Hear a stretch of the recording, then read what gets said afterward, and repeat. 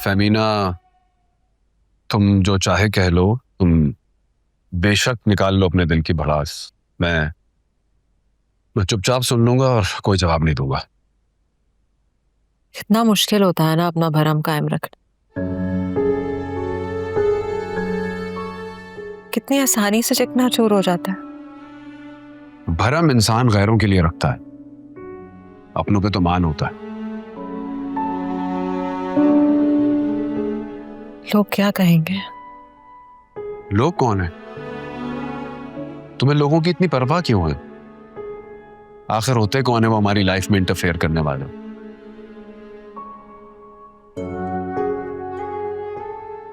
फेमिना, ये तुम्हारी लाइफ है। ये तुम कह रहे हो?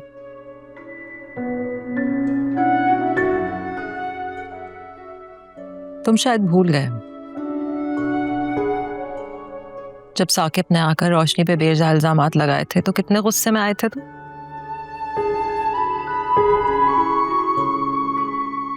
लेकिन वो रिश्ता तोड़ सके तुम। वो अलग बात है। वो अलग मसला नहीं था, ये वही मसला है। तुमसे चंद घंटे की रिलेशनशिप नहीं खत्म की गई और ये सालों पुराना रिश्ता है।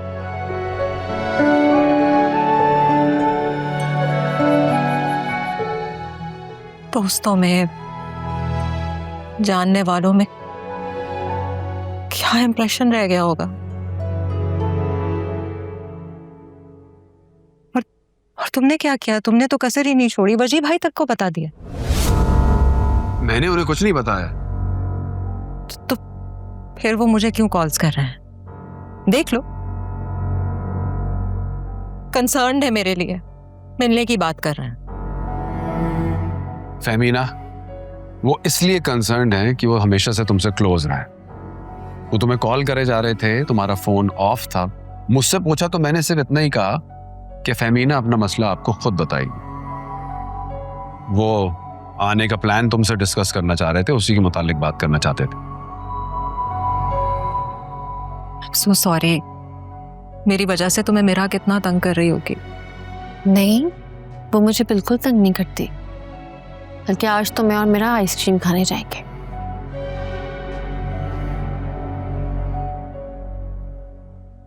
तुम नहीं होती ना तो ये मुश्किल वक्त कैसे गुजरता मेरा।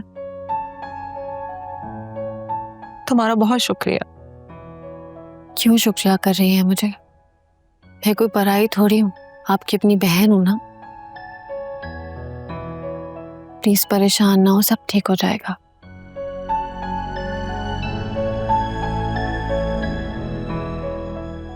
मेरा ऐसे आपको देखेगी तो परेशान होगी, बल्कि मैं सोची हूँ कि आज उसको अपने साथ प्ले लैंड ले जाती हूँ, है ना? कहाँ है वो? हो, सो गई है, मैंने सुला दिया सब।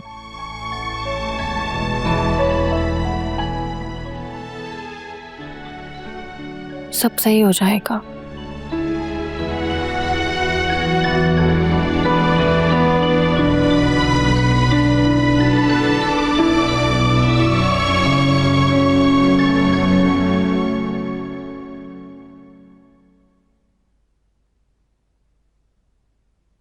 ताइमा, तुम्हें क्या जरूरत थी आप ही से बात करने की?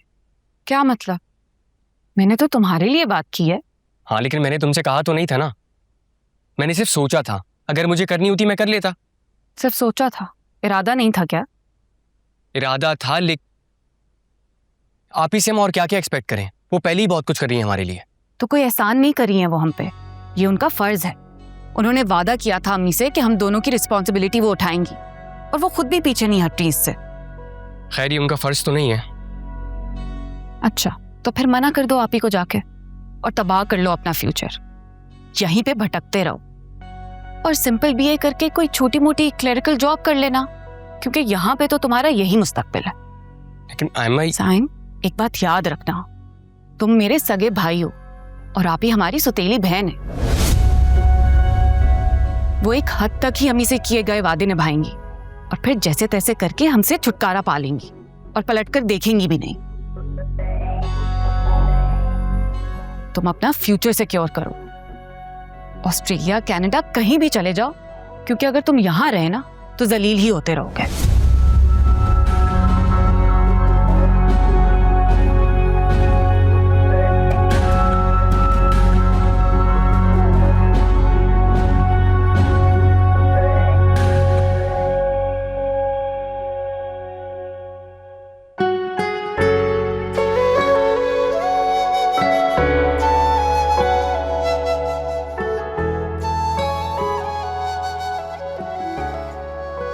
वकार, वाइट पॉकेट स्क्वायर ठीक रहेगा ना ब्लैक सूट में?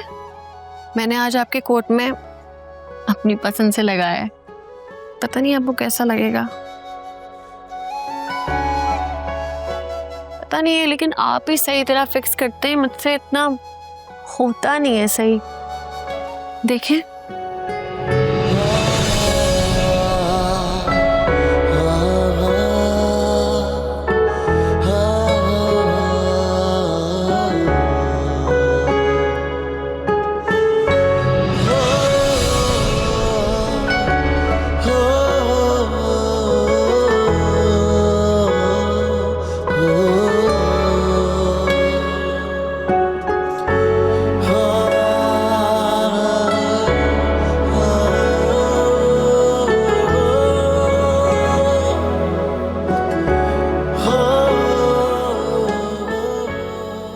कैसी है? बहुत प्यारी है वकार। लेकिन मुझे लगता है तुम्हारे पहनने के बाद ज्यादा खूबसूरत हुई है, वरना तो सिर्फ ये पत्थर था। वैसे खूबसूरत तो तुमने बनाया।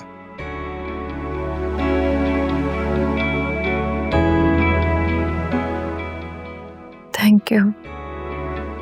कुछ कहोगी नहीं? और क्या आप कहूँ? अरे कुछ भी कह दो ना, जिससे मेरा सारा दिन गुजर जाए तुम्हारी मुस्कुराहट के बारे में सोच के। अचानक कुछ समझ नहीं आ रहा, इस तरह तो आप मुझे और कंफ्यूज कर रहे हैं। चलो आराम से सोच के कहना और कंफ्यूज ना हो। मैं कह देता हूं, Roshni, thank you so much for everything.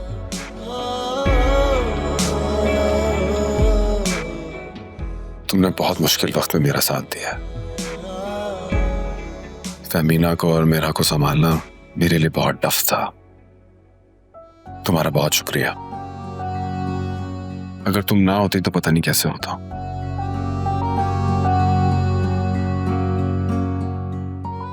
मेरी दुआ है तुम्हारे लिए कि इस हसीन रोशनी की किरणें सारी जिंदगी हमारे साथ को रोशन रखे।